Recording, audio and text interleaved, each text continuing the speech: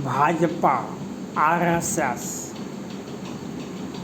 वह सलाह मशविरा देता रहता है, ऐसे कीजिए जिससे मोदी जी का प्रतिष्ठा गिर जाए।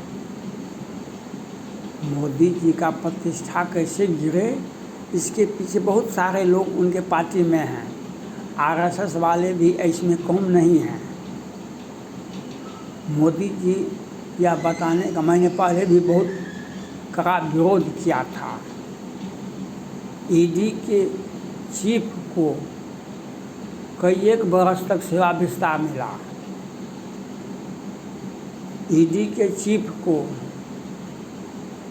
मामला सुप्रीम कोर्ट भी गया तो सुप्रीम कोर्ट ने कहा कि इसको डायरेक्टर जनरल बना दीजिए ईडी का। मोदी जी भी अड़े रहे, हम इसको सेवा विस्तार देंगे, और दलील दिए जो इसको इतना केस है, मुकदमा है, इसको कैसे संचालन किया जाएगा। क्या हुआ? सारे विपक्ष ने कहा ईडी का दुरुपयोग हो रहा है। सारे विपक्ष ने कहा ईडी का दुरुपयोग हो रहा है। देश के अंदर सारे राज्यों में जहाँ पर ईडी गठबंधन की सरकार था, उसको तंग और तबाह किया गया। सच्चाई भी छुप जाती है अंधेरों में, और अपराधी ये बढ़ जाते हैं। ये जब आप अच्छे और ईमानदार व्यक्ति को आप पकड़ते हैं तो अपराधी भी उसमें बढ़ जाते हैं। कि क्या हुआ? मोदी की लोकप्रियता खतरे में पड़ गई। जो हम लोगों ने 400 के पार का नारा दिया वह 240 पर ही रुक गया। जब आप रिटायर आदमी को सत्ता देते हैं, उसको पद पर बैठाते हैं, तो वही हर्ष होगा। वह क्या गलत करता है उसका सारा चीज़ गलत हो जाता है, क्योंकि वह व्यक्ति सबसे बड़ा चापलूस होता है। चरण रज चाहते कृपा करो रघुवीर, चरण रज चाहते कृपा करो रघुवीर, ऐसे व्यक्ति समाज में बैठे हुए हैं। हमको पद दे दीजिए, रिटायर आदमी को पद दे दिए, तो मोदी जी का लोकप्रियता घट गया देश में। मैंने कड़ा विरोध किया था कि किसी भी और एक गलत संदेश या पूरे भारत में जो मोदी जी रिटायर आदमी को पद पर बैठाते हैं और अपने राजनीतिक दुश्मन को तंग और तबाह करते हैं। आज वही काम आरएसएस की सलाह पर संयुक्त सचिव के पद पर कुछ लोगों को 45-50 लोगों को बहाल करने का था। सचिव जो होता है वह आईएएस रैंक में आता है। सचिव जो होता है वह राज्य सरकार का डिप्टी कलेक्टर से ऊपर होता है, और केंद्र में भी वह डिप्टी कलेक्टर, वह पदाधिकारी, दूसरे दर्जे का पदाधिकारी अवर सचिव के बाद संयुक्त सचिव होता है। अवर सचिव के बाद वह डिप्टी। तो ऐसे पद पर आप बहाली कैसे करने के लिए सोच लीजिए। आप वैकेंसी निकालिए, 1 साल के लिए रखते हैं कि 3 साल के लिए रखते हैं कि उसे बहाली करते हैं, जब तक उनको 60-65 वर्ष जो उम्र एज है वहाँ तक रखते हैं। तो ये जो दकियानुसी है, ये जो बिना वैकेंसी का आप किसी को रखते हैं, तो यह और आपके लोकप्रियता को खतरे में पहुंचाता है। एक आपके विरुद्ध में, मोदी जी के विरुद्ध में कुछ सलाहकार जो हैं वे इस प्रकार का काम करते हैं।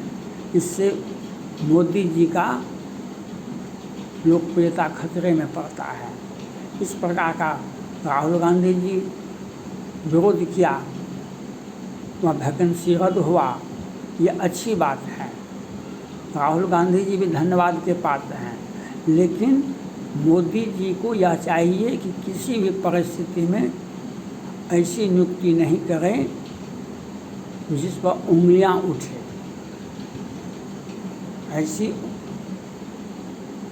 नियुक्तियां नहीं करें और रिटायर आदमी को किसी भी परिस्थिति में सेवा विस्तार नहीं होना चाहिए। इससे पूरे देश में भ्रम की स्थिति होगी पैदा। और किसी भी परिस्थिति में अब राजनीतिक पद है, राजदूत है, राज्यपाल है या पॉलिटिकल पद है, इस पर आप नियुक्ति करते तो आपको कहाँ कोई रोकता है। आप पदाधिकारी रैंक में किसी को कर देंगे तो वह आपका बदनामी होगा। अभी सिविल सर्विसेज में एक लड़की जो IAS कंप्लीट कर गई थी, वह उसे हटा दिया गया। ये परंपरा कहाँ से आया, इसके पहले कहाँ हुआ इस प्रकार का। तो कहीं न कहीं मोदी जी के बदनाम करने के लिए साजिश रची जाती है। और देश में जितना भी वैकेंसी हो, 1 साल के लिए कहें कि 20 साल के लिए कहें, जैसे भी बहाली करें वह साफ सुथरी होनी चाहिए। गैर वैकेंसी का आप नहीं करें। ये नगर पालिका तो नहीं है, वह देश को चलाने के लिए। और अगर एक व्यक्ति को भी रखा गया, उसे हम आपकी लोकप्रियता घटेगी, आपको जनमानस में आपके ऊपर उंगलियां उठेगी। यह सोचना पड़ेगा मोदी जी को, जो इस प्रकार का और जो सिफारिश करते हैं वे अपने राजनीतिक हिस्सेदारी तो लेते हैं। लोगों को 2 तरह से ठगा जाता है, लोगों को 2 तरह से बरगलाने का प्रयास करता है। एक सीधा सीधी लड़ाई करके, लड़ाई तो आपसे कर नहीं सकता है, आप प्रधानमंत्री हैं। एक होता है चापलूसी से, चापलूसी से हमको ये लाभ दे दीजिए, हमको ये लाभ दे दीजिए, हमारा हिस्सेदारी होता है। अभी भाजपा का राष्ट्रीय अध्यक्ष बनाना है, तो जो पॉपुलर होंगे, जो जिनमें संगठन को चलाने की क्षमता होगी, जो बुजुर्गियत होगा, उनको रखा जाएगा, उनको पद दिया जाएगा। इसमें भी हमारे सिफारिश पर रखा जाए, हमारे इस पर पार्टी में भी और सरकार में भी हमें हिस्सेदारी चाहिए। और इस प्रकार का नियुक्ति किसी भी परिस्थिति में स्वीकार नहीं होता है। अगर कुछ भी चालाकी कुछ भी किया जाता है, जैसे ED को आपने किया, राजीव कुमार जी को भी किया, हटा दी, इससे आपको नुकसान हुआ। जो उस पद का लाभ मिला, जिसको लाभ मिला, जो उनका तो अपार संपत्ति बन गया, लेकिन वह अपने लोगों को लाभ दिया, वो अपने लोगों को लाभ दिया, लेकिन बदनामी उनको भी लाभ मिला। लेकिन बदनामी तो मोदी जी का हुआ, बदनामी तो मोदी जी का हुआ। यह आपको समझना पड़ेगा। यह चापलूसी से भी किसी को ठग सकते हैं, आप किसी को बदनाम कर सकते हैं। बाद में कहेंगे देखे न हम जीत गए, बदनामी हुई। आज चुनाव में, लोकसभा के चुनाव में भाजपा को 14 से 19 से कम मिला। क्यों? आपको कहीं न कहीं सरकार में जो साफ सुथरी छवि थी, मोदी जी का कहना था, ऐलान था, हम नहीं खाएंगे, नहीं खाने देंगे। तो लेकिन जो आपके अधीनस्थ हैं, ऐसे व्यक्ति भी तो हैं जो आपके नाम पर खूब लूट रहे हैं, आपके नाम, आपकी सरकार को बदनाम कर रहे हैं। मैंने पहले कहा था कि मोदी जी को अपना राष्ट्र धर्म बचाना चाहिए, अपना हो या पराया हो। अपना और पराया, भाजपा का भी कोई व्यक्ति अगर पद पर है बना हुआ, वह गलत किया है, भ्रष्टाचार किया है, तो उस पर कार्रवाई होनी चाहिए। भाजपा का सहयोगी है किसी राज्य में, वह गलत कर रहा है, उसकी भी जांच होनी चाहिए। बिहार में पुलवा गिर रहा है, तो यह जांच का विषय है। अवश्य जांच होनी चाहिए, सख्त कार्रवाई होनी चाहिए। तो एक साफ सुथरी छवि मोदी जी का पूरे देश में जाएगा।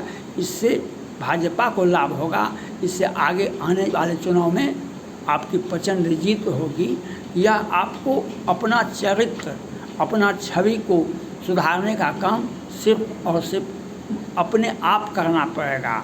मोदी जी को करना पड़ेगा, योगी जी को करना पड़ेगा। जो आप सार्वजनिक पद पर बैठे हुए हैं तो आपको सभी लोग देख रहे हैं, आप हमको नहीं देख सकते हैं, खोजने से भी हम नहीं मिलेंगे, लेकिन आपको तो हम देख रहे हैं। हर नीतियाँ को हम विरोध करते हैं, सपोर्ट करते हैं।